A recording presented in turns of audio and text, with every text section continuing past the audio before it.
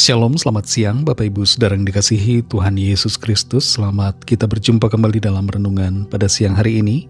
Kiranya saudara semua senantiasa penuh dengan semangat dan sukacita dalam menjalani aktivitas kerja dan tugas tanggung jawab saudara. Dalam kitab Yosua pasal 10 ayat 12-14 tertulis, lalu Yosua berbicara kepada Tuhan pada hari Tuhan menyerahkan orang Amori itu kepada orang Israel. Ia berkata di hadapan orang Israel, "Matahari, berhentilah di atas Gibeon, dan engkau bulan di atas lembah Ayalon." Maka berhentilah matahari dan bulan pun tidak bergerak, sampai bangsa itu membalaskan dendamnya kepada musuhnya. Bukankah hal itu telah tertulis dalam kitab orang jujur? Matahari tidak bergerak di tengah langit dan lambat-lambat terbenam, kira-kira sehari penuh. Belum pernah ada hari seperti itu, baik dahulu maupun kemudian, bahwa Tuhan mendengarkan permohonan seorang manusia secara demikian, sebab yang berperang untuk orang Israel ialah Tuhan. Saudara yang dikasihi Tuhan, doa Yosua menjadi doa yang secara akal manusia mustahil untuk terjadi. Ada banyak orang dan ilmuwan yang menyaksikan peristiwa ini. Tapi kita perlu mengerti, saudara, satu hal, bahwa Tuhan berkuasa atas alam semesta ini, dan Dia berkuasa atas hukum-hukum alam. Tuhan bisa mengintervensi hukum alam dan menjadikan sesuatu yang kelihatannya mustahil bagi kita manusia. Inti dari doa dari Yosua adalah agar hari menjadi lebih panjang, supaya tetap ada terang, ada cahaya, sehingga mereka dapat menang dalam peperangan. Doa seperti Yosua ini, doa yang bisa dikatakan doa yang sangat-sangat berbeda. Sangat-sangat jarang orang yang berpikiran seperti ini, saudara. Tapi doanya didengar oleh Tuhan.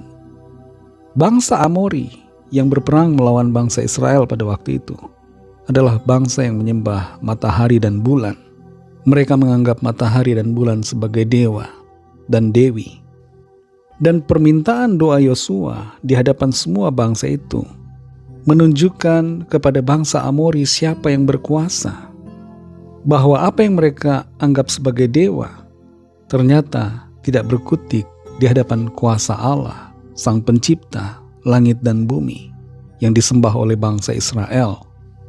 Tuhan Yahweh, Elohim atau Adonai yang disembah oleh bangsa Israel berkuasa atas segalanya. Dia yang dapat mengatur seluruh alam semesta ciptaannya. Apa yang dapat kita pelajari dari sini, saudara? Seringkali kita takut meminta hal-hal yang besar karena kita takut Tuhan tidak menjawab, lalu kita menjadi malu. Tapi doa Yosua mengajar kita agar kita menjadi pribadi yang berani untuk meminta hal-hal yang besar kepada Tuhan. Tuhan adalah Tuhan yang maha besar. Tuhan Yesus sanggup melakukan segala perkara. Tidak ada yang mustahil bagi Tuhan. Jadi jangan takut untuk meminta hal-hal yang besar, tapi tetap memintanya dengan rendah hati dan selalu berserah kepada kehendak Tuhan. Tuhan mendengarkan doa Yosua bukan karena Yosua lebih daripada orang-orang yang lain, tapi karena permohonan Yosua itu selaras dengan rencana kemenangan Tuhan.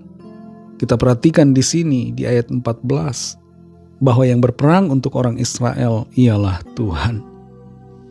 Bagi kita yang hidup saat ini, kita perlu menyadari bahwa kita juga adalah Israel secara rohani.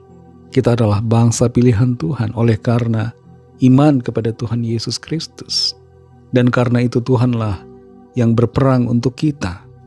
Dan karena itu kita dapat meminta kepada Tuhan. Minta, berdoa kepada Tuhan untuk perkara-perkara besar yang memuliakan nama Tuhan.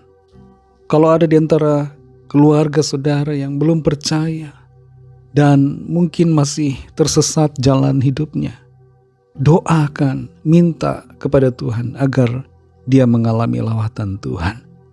Jangan merasa permintaan itu terlalu besar. Tuhan sanggup melawat dan menjamah anggota keluarga saudara sehingga bertobat dan kembali kepada Tuhan. Yosua tidak bertanya apakah Tuhan bisa melakukan apa yang dia minta, tapi Yosua percaya bahwa apa yang dia doakan, Tuhan bisa lakukan. Saudara yang dikasihi Tuhan, kalau saat ini saudara ada dalam persoalan masalah yang berat kelihatannya, jangan takut untuk meminta pertolongan dari Tuhan. Mintalah yang besar. Jangan ragu dan jangan malu untuk meminta kepada Tuhan. Dia adalah Bapa kita yang baik, yang mau mendengar dan mau memberikan apa yang kita perlukan. Selama doa kita itu selaras dengan firman-Nya, dan untuk kemuliaan nama Tuhan, kita pasti akan menerima jawaban dan mujizat yang dari Tuhan. Mari kita berdoa. Terima kasih Tuhan Yesus, kami bersyukur untuk firman-Mu yang sudah kami dengar, yang mengajar kami untuk berdoa dengan percaya, dengan iman, meminta yang besar kepadamu Tuhan, Allah kami yang maha besar. Engkau sanggup melakukan segala perkara. Engkau sanggup mengadakan, Engkau sanggup mengerjakan hal-hal yang kelihatannya mustahil bagi kami. Terima kasih Tuhan untuk firman-Mu yang membuat kami mengerti bahwa kami dapat meminta kepadamu. Engkau bukan Allah yang kejam, tapi Engkau Allah yang maha baik, yang mendengarkan doa-doa kami dan memberikan kepada kami apa yang kami perlukan. Terima kasih Tuhan untuk firman-Mu. Berkati kami di sepanjang sisa hari ini. Sertai kami, jadikan kami berhasil berkemenangan dan selalu mengalami mujizat-mujizat Tuhan. Dalam nama Tuhan Yesus kami berdoa. Haleluya. Amin. Puji Tuhan, saudara yang dikasihi Tuhan. Tuhan Yesus memberkati saudara semua.